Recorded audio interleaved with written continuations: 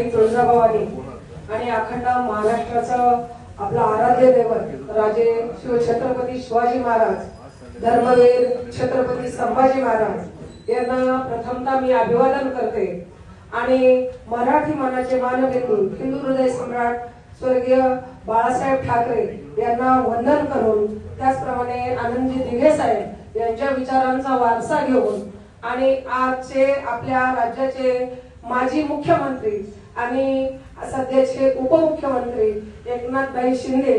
त्याचप्रमाणे शिवजन्मभूमीचे आपला माणूस आणि सध्याचे आमदार शरददादा सोनवणे यांच्या मार्गदर्शनाखाली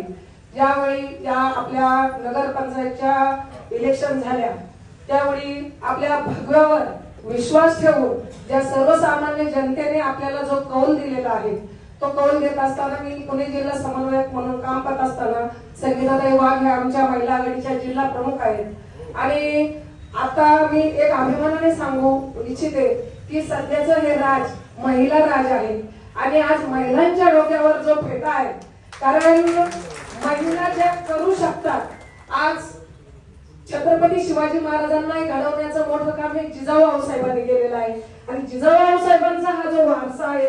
हा चालवण्याचं काम प्रथमतः ह्या आमच्या महिला भगिनींकडे आलेला आहे आणि हे करत असताना तुमच्या सर्वांचे आशीर्वाद नक्कीच आम्हाला मिळालेले आहेत। आणि एक अभिमानाने सांगण्याची गोष्ट आहे, एकनाथभाई शिंदे साहेबांची शिवसेना ही प्रथमतःच ह्या भागात आपण पहिल्यांदाच आपले उमेदवार उभे केले। त्याचप्रमाणे नारायणगावच्या माध्यमातून आमचे बाबूदादा पाटे असतील, त्यांचं काम आहे, ते तालुका प्रमुख म्हणून काम पाहतायत। त्याचप्रमाणे आमच्या आंबेगावचे तालुका प्रमुख प्रवीणजी थोरात आहेत। त्याचप्रमाणे शरद दादांकडे जी जबाबदारी होती, जुन्नर, आंबे, मंचर, खेड आणि चाकण चारही ठिकाणी आपला शिवसेनेचा हा भगवा फडकलेला आहे। म्हणजे थोडक्यात सर्व जनतेने हा भगव्यावर विश्वास ठेवलेला आहे। जसं दादांनी सांगितलं, नगराध्यक्ष जरी सुजाताताई असतील तरी हा नगराध्यक्ष पदाचा मान हा सर्व तुमच्या जुन्नरकरांचा आहे आणि आपण सर्वांनी मिळून सर्वांनी आपल्या एकमेकाच्या हातात हात घालून आपल्या गावचा विकास कसा होईल, निधी कसा शासनाचा आणता येईल हाच आपण एक ध्यास ठेवला पाहिजे। आपलं गाव सुजलाम सुफलाम कसं होईल हे पाहिलं पाहिजे आणि या सर्व जुन्नरकरांना, त्याचप्रमाणे सर्व नवनिर्वाचित नगरसेवकांना, नगराध्यक्ष सुजाताताई असतील, आमचे आळे पिंपळवंडी गणाचे उपतालुका प्रमुख जीवनजी शिंदे असतील, परत आमचे शिवसेनेचे जिल्हा समन्वयक प्रसन्न डोके असतील, सर्वांच्या